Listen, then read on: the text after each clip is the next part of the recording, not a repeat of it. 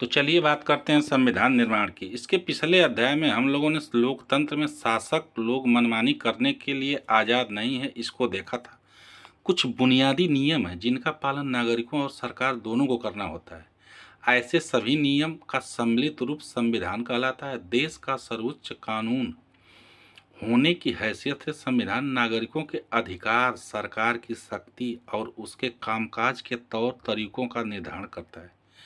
चलिए हम लोग जानेंगे कि संविधान की ज़रूरत क्यों होती है, संविधान बनते कैसे हैं, उन्हें कौन बनाता है और किस तरीके से बनाता है। किसी लोकतांत्रिक देश के संविधान को आकार देने वाले मूल्य कौन कौन से हैं। एक बार फिर संविधान बन जाने के बाद क्या उसमें संशोधन हो सकता है, बदलाव हो सकता है, इन सब चीज़ों के बारे में हम लोग इस अध्याय में जानेंगे। हाल ही के दिनों में संविधान बनाने का एक उदाहरण दक्षिण अफ्रीका का है। वहाँ क्या हुआ और दक्षिण अफ्रीका के लोगों ने किस तरह अपने संविधान निर्माण के काम को अंजाम दिया, थोड़ा सा इसको पहले हम देख लेते हैं। उसके बाद जो उपरोक्त बिंदु है उस पर चर्चा करेंगे। दक्षिण अफ्रीका में लोकतांत्रिक संविधान। मैं गोरों के प्रभुत्व के खिलाफ संघर्ष किया है और मैंने ही अश्वेतों की प्रभुत्व का विरोध किया है। मैंने एक ऐसे लोकतांत्रिक और स्वतंत्र समाज की कामना की है जिसमें सभी लोग पूरे मेल जोल के साथ रहे, सबको समान अवसर उपलब्ध हो। मैं इसी आदर्श के लिए जीवित रहना और इसे पाना चाहता हूं और अगर ज़रूरत पड़ी तो इस आदर्श के लिए मैं जान देने को भी तैयार हूं।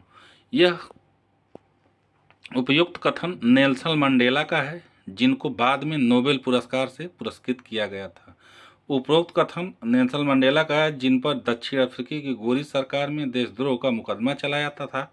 1964 ईस्वी में रंग भेद से चलने वाले शासन व्यवस्था का विरोध करने के लिए मंडेला को जीवन का अगले 28 वर्ष तक उन्हें दक्षिण अफ्रीका की सबसे भयावह जेल रोबेन द्वीप में कैद रखा गया था।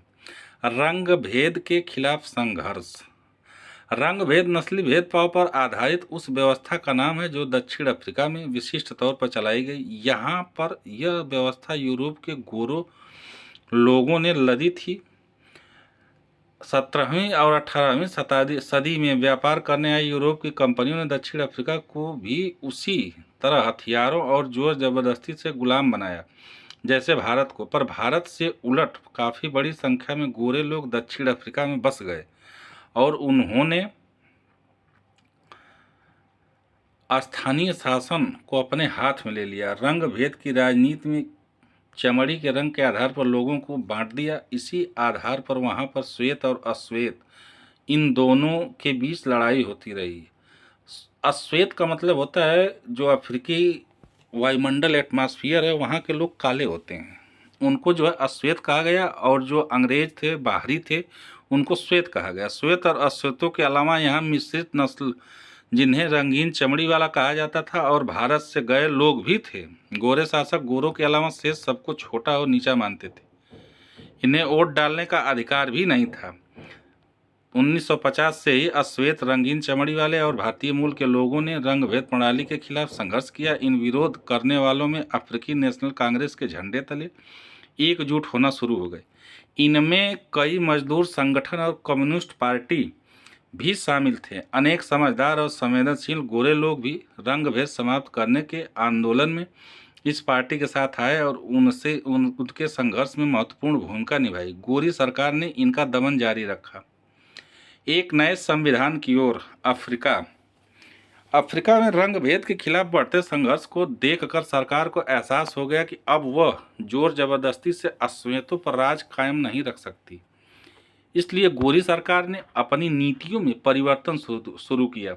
भेदभाव वाले कानून को वापस ले लिया। नेल्सन मंडेला को 28 वर्ष बाद आज़ाद कर दिया। आखिरकार 26 अप्रैल 1994 की मध्य रात्रि को दक्षिण अफ्रीकी गणराज्य का नया झंडा लहराया और यह दुनिया का एक नया लोकतांत्रिक देश बन गया। नस्ल भेदी वाली शासन व्यवस्था समाप्त हुई और सभी नस्ल के लोगों को मिलीजुली सरकार के गठन का रास्ता खुला।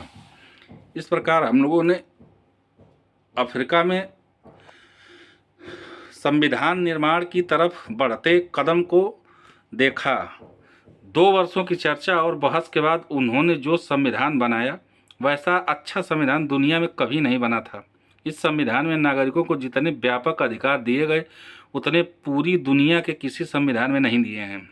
साथ ही उन्होंने यह फैसला भी किया कि मुश्किल मामलों के समाधान की कोशिशों में किसी को भी अलग नहीं किया जाएगा और न ही किसी को बुरा या दुष्ट मानकर बर्ताव किया जाएगा।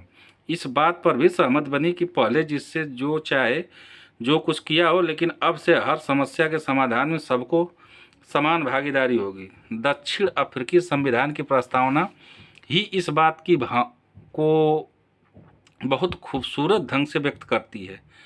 दक्षिण अफ्रीकी संविधान में दुनिया भर के लोकतांत्रिक लोग प्रेरणा लेते हैं। 1994 तक जिस देश को दुनिया भर में अलोकतांत्रिक और तौर तरीकों के लिए निंदा की जाती थी, आज उसे लोकतंत्र के मॉडल के रूप को देखा जाता है। यह काम दक्षिण अफ्रीकी लोगों द्वारा साथ रहने, साथ काम करने के दृढ़ निश्चय और पुराने कड़वे अनुभवों के आगे इंद्रधनुषी समाज बनाने में एक सबक के रूप में प्रयोग करने की समझदारी दिखने के कारण संभव हुआ। आज हम लोगों ने अफ्रीका में गुलामी के दास्ता से उभरते हुए नए संविधान के निर्माण और उसकी प्रक्रिया, उनके संघर्षों को देखा। अगले जो वीडियो आएगा उसमें भारत में संविधान निर्माण की प्रक्रिया, उसके क्या क्या प्रारूप थे, इसके बारे में चर्चा करेंगे।